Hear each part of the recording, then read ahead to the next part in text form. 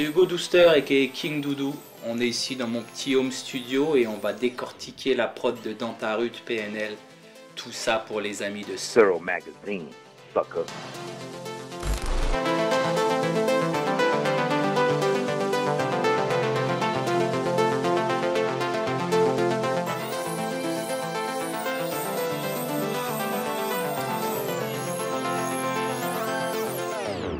Baiser dans la ville, c'est fils de pute, j'en mets la fessée. Aisé, ouais, la mission, nous le pif, on s'est encaissé. Demande pas un feat, on n'en fait pas, viens pas te baisser. Bien sûr, c'est Panama, alors tous les jours on est pressé. Si on remplit le frigo, on remercie le bout de taga. Sois le meilleur dans le crime ou à l'école, c'est ce qu'a dit Baba. Ego, c'est QLF, ceux qui connaissent ont chanté la la.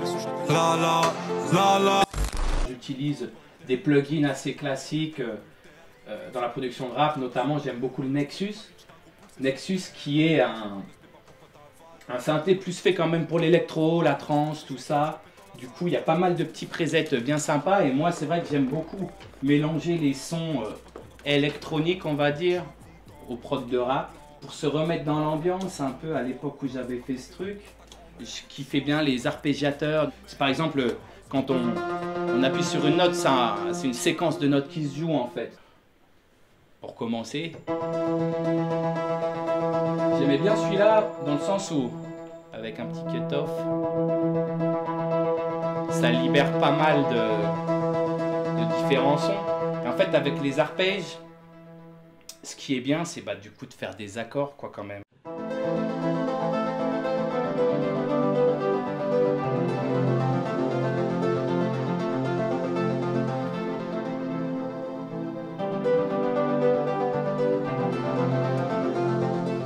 Je me suis dit, pourquoi pas rajouter des petites voix des petites voix. Ça, c'est des samples ou Ça, c'est un logiciel qui s'appelle Contact. Effectivement, ouais, c'est des banques de samples. ça sent cool. Et du coup, ça se marie pas trop mal.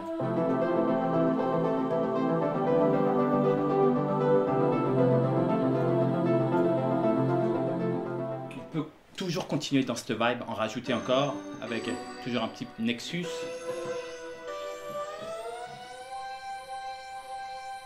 En fait, suivre un peu les mélodies qui sont dessinées par l'arpeggio. Voilà.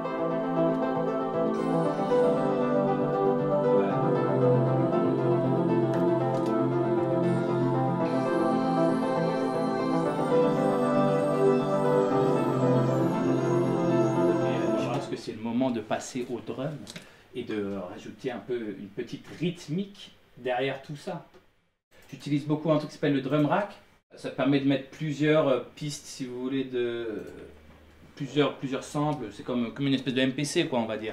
Donc, après, tu peux les mettre dans des pads. Un peu agressif, hein, tout ça. Ah, ça c'est pas mal, par exemple.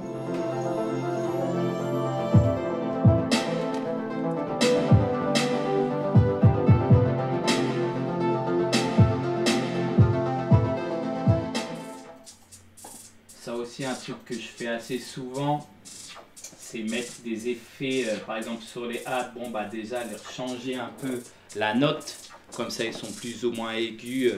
Bon, c'est un truc qui est un peu à la mode aussi en ce moment.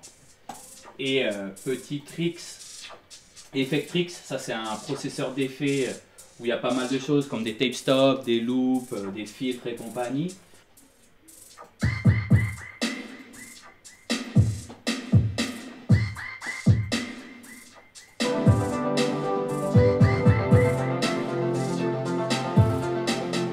Chanson de rap en 2015 ne serait pas une chanson de rap sans quelques petits roulements de snare.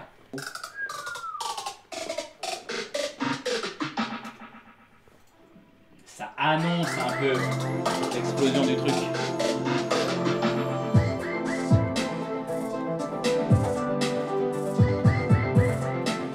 Alors là, j'aime bien, mais il manque quand même un petit côté lourd, quoi. Il faut faire une basse. On va la faire suivre en fait plus ou moins la mélodie de l'arpège.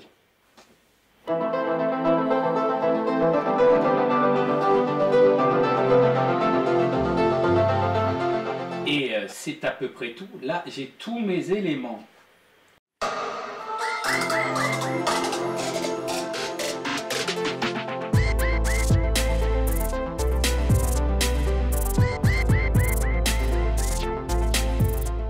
PNL, ça passait bien. Une certaine mélancolie derrière ces notes-là, ces accords. Je me disais que ça peut bien coller à leur style. Je suis pas Madame Soleil, l'avenir est tard. Igo les miens, enfin j'tape pas des pas. T'es mal et gros. Pour un auditeur lambda, c'est assez simple. Je pense que la plupart des gens fonctionnent de cette manière. Tu es dans un endroit un peu comme ça, franchement c'est chez moi. Je fais des beats toute la journée parce que c'est quelque chose que j'aime bien faire. Tu les envoies au rappeur en fait, tout simplement. Et si un de tes beats parle à un rappeur, il te contacte, il te dit bah tiens j'aime bien celui-là, bah vas-y, c'est pour toi.